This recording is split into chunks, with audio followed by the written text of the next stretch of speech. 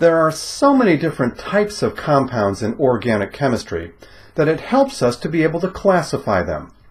And the most common way to do that is by their functional group.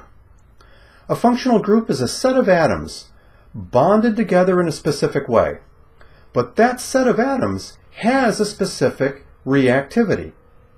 So if we can identify the functional group that's present in a molecule, we can make some predictions as to the types of reactions that molecule will undergo.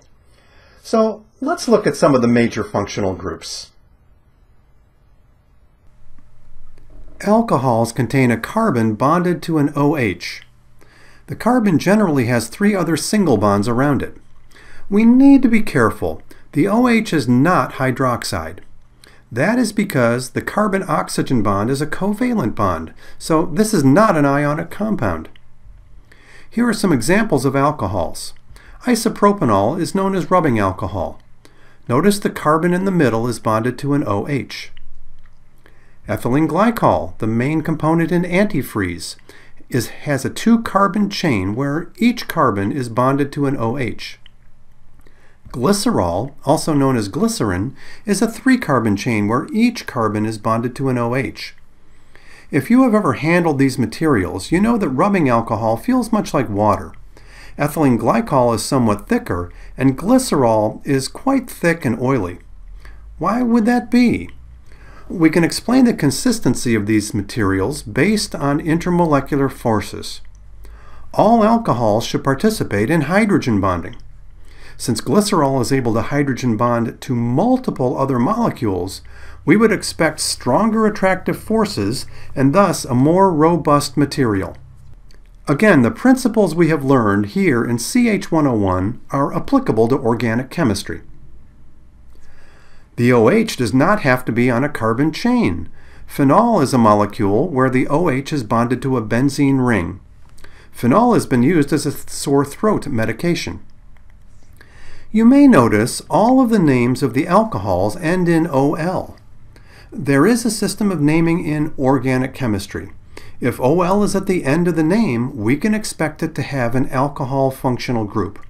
For example, cholesterol is a large molecule, mostly hydrocarbon, with 1 OH on it. The carbonyl functional group has a carbon-oxygen double bond. The carbon has 2 other atoms bonded to it, and the identity of those atoms allows us to classify the different carbonyl compounds. For example, if we have this structure, where R is a generic carbon-containing group, we would have a ketone. If one of the 2 atoms is a carbon and the other is a hydrogen, then we would have an aldehyde. Carboxylic acids have a carbonyl with 1 R group and 1 OH.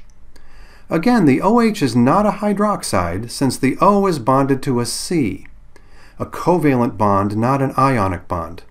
But this is also not an alcohol, since in this case, the oxygen is bonded to carbonyl carbon. It will behave differently. Carboxylic acids are true Bronsted acids, willing to give up an H+. If R is CH3, we have acetic acid, which is most commonly encountered in vinegar. R can be a benzene ring where one of the hydrogens has been replaced by carbonyl carbon, in which case we have benzoic acid. Being Bronsted acids, these compounds have conjugate bases.